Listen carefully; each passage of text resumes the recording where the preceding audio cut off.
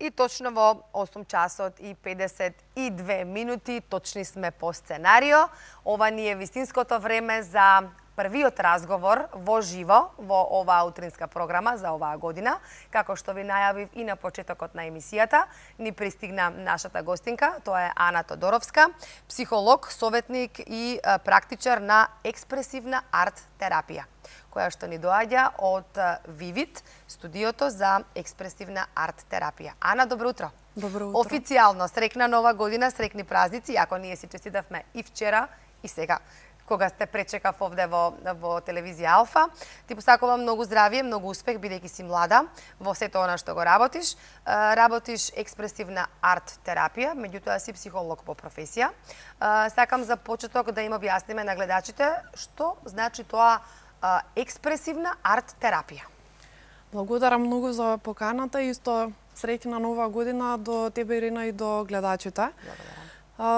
Најнапред, експресивната арт терапија представува еден психотераписки правец во кој што ги користиме сите видови на уметности, на и вербални и невербални изрази. Тоа значи дека преку уметноста работиме на одредена тема, без разлика дали работиме за личен развој или за некаков предизвик животен со кој што се соочуваме. Во фокусот не е самата уметност и она кое што излегува на крај како резултат, туку е важен процесот на создавање на едно дело. Значи, способноста за уметничко творење и дали е тоа естетско, дали задоволува одредени стандарди, тоа не е важно, туку важно е она кое што се случува додека ние твориме и додека создаваме едно дело. Кога кажуваш се случува, мислиш на она што се случува со луѓето кои што ја практикуваат оваа експресивна арт терапија, во смисол, каков смисол? Зборувам за процесот на создавање. Така. Како сум јас додека го создавам ова? Што се случува? Така. Да, што се случува во мене? Емотивно, така, во емоциите, така, во тој поглед. На било кој план, како искуство, како доживување. И тука не зборувам само за процесот на цртање и на сликање, туку зборувам и за процесот на движење. Значи, можеме да вклучиме и танц, можеме и спонтано движење да вклучиме, она кое што доаѓа во моментот како нешто автентично. Да.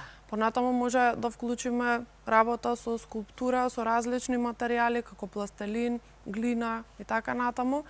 Меѓутоа, исто тука доаѓа и пишувањето, секој вид на вербален... музика, така предпоставувам. Ова е сега многу актуелно и кај нас и во светот, нели оваа арт терапија. Значи, тоа му доаѓа како некое исцелување, лекување, така, со помош на уметноста, без разлика дали е сликање, дали е слушање музика. Вивит е твоето студио, експресивна арт терапија. Како почнува твојата приказна и што значи Вивит? Вивит буквално кога ќе преведеме значи нешто живописно. И го одбрав ова име токму за тоа што сметам дека сите ние имаме живописна приказна. Нашиот живот представува една живописна приказна и тоа е она кое што сакам да го пробудам кај луѓето со помош на оваа работа, да допрат до својата суштина, да се изразат на начин кој што на нив им одговара и преку тоа да бидат во контакт со себе и повеќе да се откријат, да се спознаеме самите себе си. Приказната како... Колку години трае приказнава? Оваа приказна веќе со оваа година ја почнувам 4-та година. Како започна оваа приказна, ги завршив своите студии психологија, понатаму се запишав на академија, каде што изучував визуелни уметности, бидејќи јас ја почувствував таа потреба дека не ми е доволно само да останам на ниво на диалог, туку да творам, да создавам, да има нели некако видлив резултат. И понатаму реков нели како да ги спојам овие две нешта и открив експресивната арт терапија, најдов едукација во Белград, а моментално сум на дополнителни студии во Египет. Така што оваа приказна нема крај, ќе трае се понатаму и понатаму, затоа што и ова е една млада дисциплина која што сега и се развива во светот. Некаде во 70-тите години е започната како една гранка и понатаму ќе видиме. Да. Одат, Ана, во моментот и фотографии. Ова се, значи, фотографии избрани од работилниците кои што низ годината ги организираше твоето студио Вивит експресивна арт терапија. Ова се дела создадени од луѓето кои што ја практикуваат оваа терапија, така? Ајде малку да позборуваме за работилниците, за оние активности кои што ја одбележаа вашата година. Ова се преубави дела, си ги земаат за себе по тоа или планирате некоја изложба на крај, како тоа функционира? Најчесто оставам на самите луѓе да одлучат што сакаат да направат со своето дело, затоа што и тоа е дел од процесот. Ова што го гледаме на сликата се различни работилници кои што се одвиваа во текот на годината и можам да кажам дека оваа година беше година на соработки. Затоа што не се ова само нели во мојот простор, туку многу работилници беа креирани на одредена конкретна тема и во соработка со различни и организации, поединци, фестивали, резиденции и така натаму. Дел од нив се некои програми кои што траат повеќе недели во текот на една година, кои што ги осмислувам на некоја конкретна тема работиме. Морам да нагласам дека овие работилници не се терапевтски, туку овие се за личен развој. Исто така, некои се дел од индивидуална работа, како овие сега моментално што ги гледаме, и дел се од машката група за личен развој, која што е една програма која што се одвиваше вкупно 10 месеци континуирано. Дел од делата се на учесниците изработени во машката група и не би имало на крај некоја изложба затоа што најчесто сите сакаат да си го земат делото со себе си, а понатаму нели оставаме што сакаат да направат со тоа дело бидејќи било резултат на некаков процес. Сега ми се наметнува прашањето веднаш. Спомена индивидуална терапија, значи имате индивидуална и групна терапија и како кажавте имате терапија која што е развојна и терапија за исцелителна, претпоставувам, така. Која е разликата? Вака, во моментот, она кое што јас го практикувам е психолошко советување. Тоа значи дека работиме на одредена тема во пократок временски период. Тоа е нешто кое што конкретно сега ни се случува како тема во животот. Психотерапијата е еден подолг процес кој што трае со години, каде што се третираат одредени, дали се тоа нарушување или се прават некои подолготрајни промени. Меѓутоа, психолошкото советување се концентрира на она кое што сега се соочуваме во животот. Експресивната арт-терапија доаѓа како еден начин, канал, преку кој што работиме со било каков израз кој што моментално е најблизок на личноста, конкретно за таа тема со која што личноста на која што работи или со која што се соочува. Сега, ова може да се работи индивидуално, може да се работи во група. Лично јас повеќе го преферирам групниот пристап, затоа што ако во индивидуалната работа можеме во една тема да навлеземе малку подлабоко, во групната работа има еден друг квалитет, тоа е поддршката од групата. Она кое што, кога другите работат некоја тема, може да е тоа и моја тема и јас да работам преку другиот. Исто така, групата создава една мрежа на која што секој учесник во групата може да се потпре и да се разменат сите нели една невидлива поддршка. Да, видовме фотографии, убави дела на вистина од сите корисници на експресивна арт-терапија. Зошто се вика експресивна? Така, тука тоа е клучниот момент како се разликува арт-терапијата како правец од експресивна арт-терапија, затоа што во суштината на експресивната арт-терапија лежи токму тоа изразот и интермодалноста. Интермодалноста значи дека преминуваме од еден модалитет, односно начин на израз, во друг. Значи, во една сесија нема да работиме само преку еден канал, затоа што можеме, например, да почнеме со цртаж, цртажот да го претвориме во движење, движењето да го претвориме во драма, драмата да ја претвориме во песна.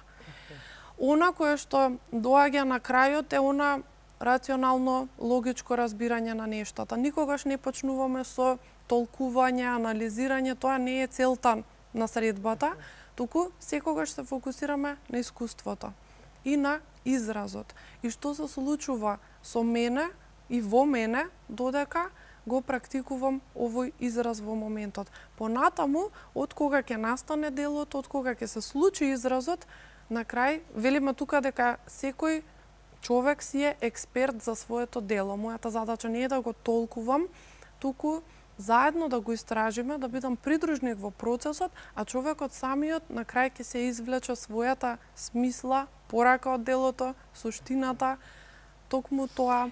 Дали луѓето кои што доаѓаат кај вас на оваа терапија, бидејќи кажавме дека е многу актуелно сега веќе и кај нас и во светот, дали треба да имаат некоја уметност во себе или можеби едноставно доаѓаат, сакаат, имаат некој проблем, да кажеме, бидејќи нели има два типа развојна и исцелителна, и можеби преку ова и преку оваа арт терапија да се излечат, да си го решат проблемот.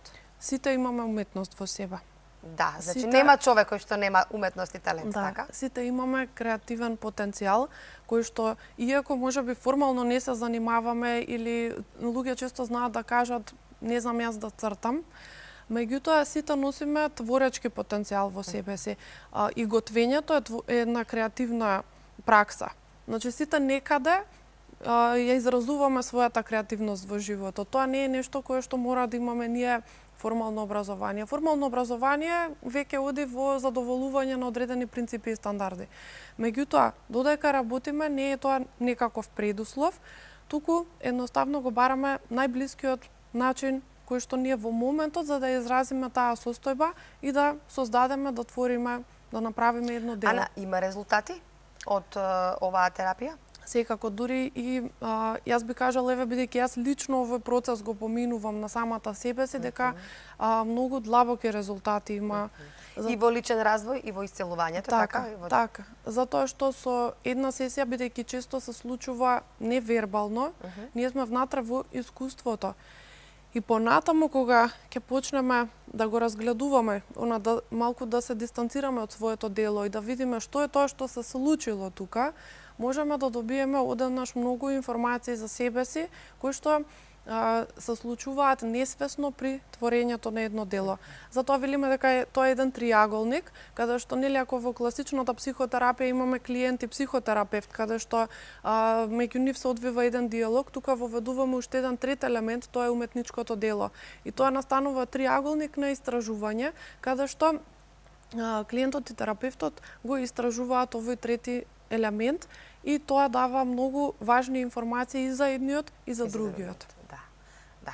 Многу интересно. За која група, за која возрастна група е сето ова наменето, која ви е таргет група? Кога се договаравме за разговорот, кажавте дека со деца не работите, значи повозрастни се, полнолетни се луѓето, така? Предпоставувам и луѓето од трето доба може да ви се приклучат веќе полека? Така, да. Во моментот работам со полнолетни лица над 18 години. Размислувам за тоа како може нели да ги вклучиме и повозрастните, да создадам една конкретна програма во која што ќе може да понудам простор, бидејќи сметам дека недостасуваат такви простори каде што може повозрастни лица во пензија да се вклучат. Меѓутоа досега на работилниците генерално можам да кажам дека доаѓаат лица од 25 до 55 години. Значи таа некоја таргет група. Ги споменавме во разговорот и придобивките. Има придобивки, значи личен развој, исцелување доколку има некој емоционален проблем, ако може така да се изразам. Сега, ова се низ активности кои што сте ги имале како Vivid експресивна арт терапија низ годината. Сакам накусо, накратко само да начнеме нешто што нема некаква врска со арт терапија, а тоа е археологија. Така, археологија на сегашноста, нешто на што работиш во моментов. Ние за ова ќе зборуваме во друга прилика, ама сега само малку да чепнеме, да кажеме што значи тоа, на што работиш во моментов, нешто интересно? Да, ова е еден проект кој што повторно се однесува на уметноста, меѓутоа и на екологијата и на културното наследство. Го започнав оваа година посетувајќи 15 локации низ Македонија кои што представуваат културно и природно богатство. И од отпадот кој што го најдов на овие локации, почнав да создавам дела кои што зборуваат воедно и за значајноста на локацијата, меѓутоа и за тоа како ние ја третираме и природата и културното наследство, оставајќи го тој отпад. Така што ајде ќе кажам дека тоа е еден мој личен експресивен израз, каде што тука се пронајде така себе си. Каде што сакам да пратам една порака за тоа како ние, кои се последиците нели од ова наше живење и таа масовна потрошувачка и негрижа за природата. Да. Ова ќе биде посебна тема на која што ќе се видиме, или ќе снимаме, или ќе разговараме. Имаме уште 2-3 минутки таман до крајот на разговорот да најавиме некои активности кои што ќе се случуваат најблиску во месец јануар, можеби по празниците, по 15 јануар. Така, во месец јануар секогаш е малку по-лабаво со една работилница. Да, веројатно би правеле еден преглед на годината, она кое што го сакаме за себе си во текот на оваа година, или поставување некаква намера. Понатаму ќе продолжат редовните програми кои што ќе започнат од февруари. Тука доаѓа програмата Небулози која што се базира на креативно пишување како основен израз, меѓутоа вклучувам и други елементи, ликовен израз, движење, игри, тоа е многу важно. Играта во целото ова кое што го правиме. И тука доаѓа и програмата Креативно исцелување која што се работи по посебен протокол. Таа е намената повеќе за лица кои што претрпеле можеби некаква траума, кои што се соочуваат со високи нивоа на стрес, кои што патат од последици на некаков стрес, така што е отворена за сите кои што сакаат и се чувствуваат спремни моментално да поработат на ефектите и на последиците. Да, а кој нема стрес во денешно време? Ја мислам дека нема човек кој што не е подложен на стрес и стресни ситуации. Имаме уште 2 минутки, колегата ми кажува додека да се одјавиме, таман да кажеме дека уште ова ме интересира колку е бројноста на групите, колку членови бројат групите? Во моментот до 6 лица. До 6. Значи сепак се помали групи, на така? машката група која што брои до 10 лица. Машка група значи само машки се, така, на возраст од 25 до 55 години, не? Нема ограничување на возраста над 18. Значи само машка група која што работи, ова е интересно. Можеме некогаш и тоа да го снимиме. За крај на разговорот ќе те замолам како психолог, како жена девојка која што работи на експресивна арт терапија, една порака до нашите гледачи за крај. Она кое што би го нагласила дека е многу важно во ова време, сега, да оставиме простор за ништо. Простор за досада, простор за празнина, затоа што нонстоп живееме со пораката дека мора да сме продуктивни, мора се што правиме да има некаков резултат, дека треба да задоволиме одредени стандарди. Буквално сите возрасти, сите генерации би препорачала да оставиме простор за ништо, затоа што во ништото се среќаваме себе си, во ништото доаѓа креативноста, во ништото можеме најдобро да се чуеме самите себе. Во ништото доаѓа нештото. Така, ако може така да кажеме. Празното се раѓа. Убава порака, ме замисли и ќе те послушам. Ќе те послушам да си оставиме малку сите ние простор за ништо, за самите себе си, можеби да оставиме да ни се случат така работите, сите сме во некое брзање, во нешто да завршиме, потреби своји, други, и некако најмалку имаме време за себе и да ни биде досадно како што кажа, некогаш и во тоа има убавина, нели? Ана, многу ти благодарам што беше дел од утринската програма. Ти посакувам многу здравје, успешна нова година и ќе се дружиме малку повеќе оваа година. Од лани ова време се немаме видено. Ќе ве посетиме, се наоѓате во Дебармало. Значи сите заинтересирани може да ве најдат на Инстаграм и на Фејсбук како Vivid Експресивна арт терапија. Благодарам многу за гостувањето.